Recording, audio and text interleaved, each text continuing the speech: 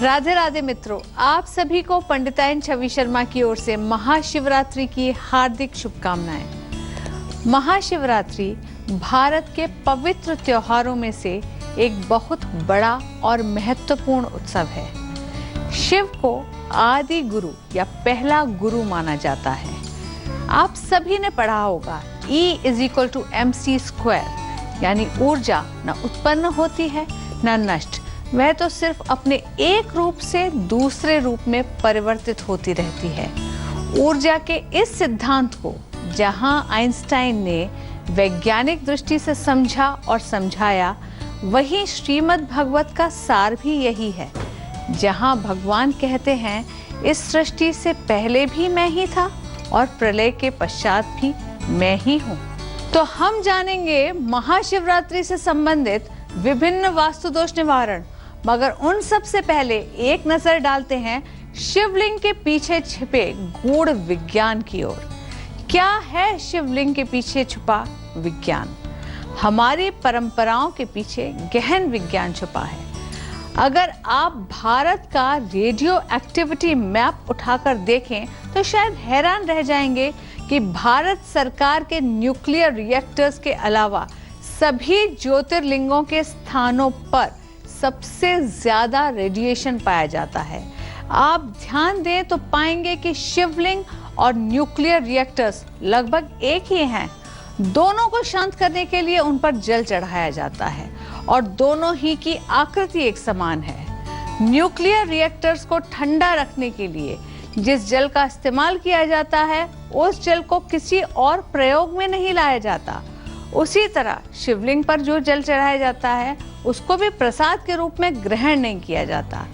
शिवलिंग की पूरी परिक्रमा नहीं दी जाती। जहां से जल निष्कासित हो रहा है, उसको लांघा भी नहीं जाता। यहाँ तक कि महादेव के सभी प्रिय पदार्थ जैसे कि बेलपत्र, आक, धतूरा, गुड़हल आदि सभी न्यूक्लियर एनर्जी सोखने वाले हैं। तो हम जानेंगे महाशिवरात्रि से संबंधित विभिन्न वास्तु दोष निवारण।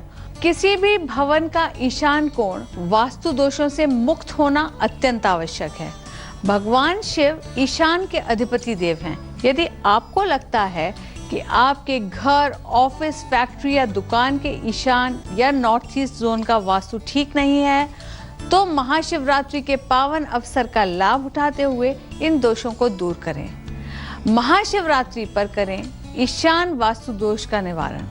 ध्यान दें कि कंस्ट्रक्टेड साइट का नॉर्थ ईस्ट कटा हुआ, ढका हुआ या ऊंचा ना हो। दरअसल वास्तुशास्त्र के अनुसार ईशान कोण यदि नीचा, खुला और साफ सुथरा हो तो शुभ फल मिलता है। ऐसे में अगर वहां कोई जल स्रोत हो तो समझिए सोने पे सुहागा। दरअसल ईशान में ही वास्तु पुरुष का मस्तक है। ईशान को वास्तु पुरुष का मर्म स्थान भी माना जाता है। यदि ईशान में दोष हो जाए तो उससे घर के सभी सदस्यों का विकास रुक जाता है, विवाह में बाधा आती है और सामाजिक अपयश और मानसिक तनाव की आशंकाएं भी बनी रहती हैं। इसलिए अपने भवन के इस भाग को कभी भी बंद न रखें और ना ही वहां अग्नि को स्थान दें, ना वहां शौचालय बनाएं और न ही वहां लिफ्ट लगाएं। यह स्थान पूजा पाठ, यौगिक क्रियाओं और शिक्षा ग्रहण के लिए सर्वोत्तम है। महाशिवरात्रि के दिन आप पहले अपने भवन के कटे हुए ईशान कोण में 6-6 इंच के 2 हल्दी के स्वस्तिक बनाकर छोड़ दें। फिर आने वाले समय में आप उसी स्थान पर आईने लगवाएं।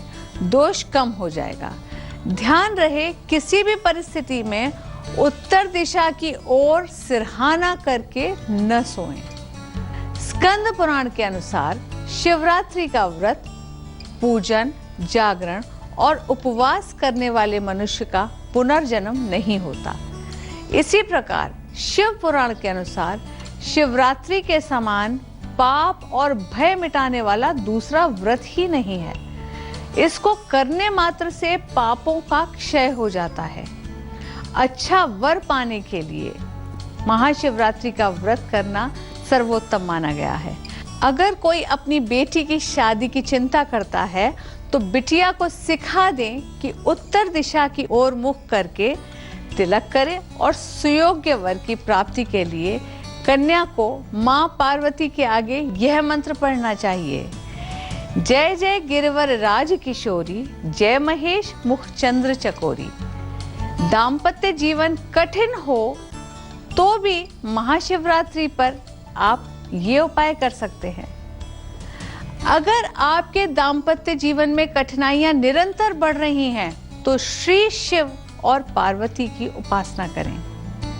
जो दंपत्ति संतान प्राप्ति के इच्छुक हैं उन्हें महाशिवरात्रि के पश्चात अपने शयन कक्ष की व्यवस्था घर के उत्तरी भाग में कर लेनी चाहिए।